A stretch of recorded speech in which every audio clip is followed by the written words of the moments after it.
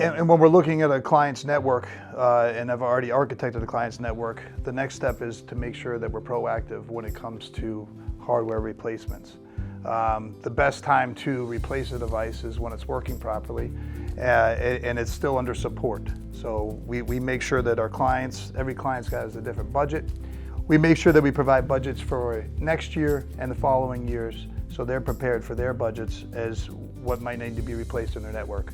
I think this is a huge value for our clients. Make sure that they're prepared for anything in the future, but it's all based off of the original architecture of our network and the hardware that needs to be replaced. Yeah, I think that's a good point, and maybe we can go a little further with this piece of the conversation, because I know you were the lead in 2025 for what ended up being a huge take on this year, which was the Microsoft sunsetting of Windows 10 and below. So, this year was in a lot of ways the year of Windows 11, which meant several thousand devices for CBTG that needed to be upgraded.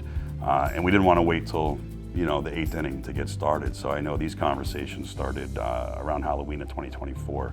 And I, had full faith in you, and you were tasked by the service team to kind of be the forefront of that. If you want to talk a little bit about how you accomplished that now that we've completed it and people are happy.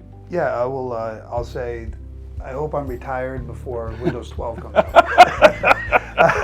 Yeah, we all do. Yeah. So the Windows 11 upgrades, there was some challenges, but working with our service manager and the tech team, I think we did an outstanding job. Nobody is going to raise their hands and say, "Oh, please take over my device for the next hour or 2 hours for this upgrade." So just making sure that we were communicating it properly and trying to do it when it's a convenient time for our clients. Again, when it comes to these upgrades, everybody knows that it can kind of take you away from maybe a chance to work during the day. So we even tried to schedule most of them after hours, just for the convenience of the clients.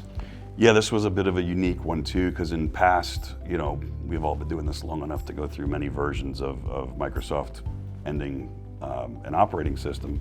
But in the past, they've always had typically 3 versions out: the new one, the stable one, and the old one, which would be the next to be retired. And then this year, it was a bit unique. They were getting rid of everything other than Windows 11. So it really meant a lot more machines had to be touched than years past and other end of lives. And we were ahead of that, and I think you did a really good job at the time. I remember you ran an audit a year ago to find out how many machines at each of our clients needed to be touched and upgraded. And then you started speaking with them and said, "Hey, you got 80 machines, we got 10 months, let's do 8 or 9 a month." So you spread out the work over the course of this year. And I think being able to do it at that level made it easier. Of course, on paper, that's how we wanted it. I'm sure it bottlenecked a little bit toward the end. Again, as you said, it was sometimes tough to get a hold of people. Sometimes machines that we encountered, upgrades failed, or we just decided that, hey, it's time to buy a new one anyway. So all of that happened. But I would consider that a success story, and thank you for running with that. Well, thank you, and I would agree.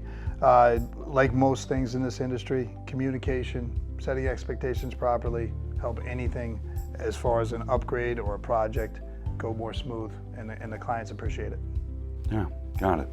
I think that's a logical ending point for this version and for this video. We're going to do a few more of these over time, so I want to thank you for being in this one, and I'm sure I'll see you again very soon.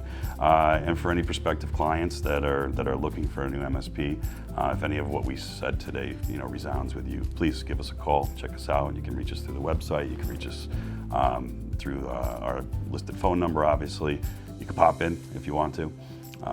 That only happens very rarely, but it does happen. And you'll meet with one of the sales team for a no pressure, obligation-free consultation. Thank you. Thank you for having me. This was fun. Let's do it again.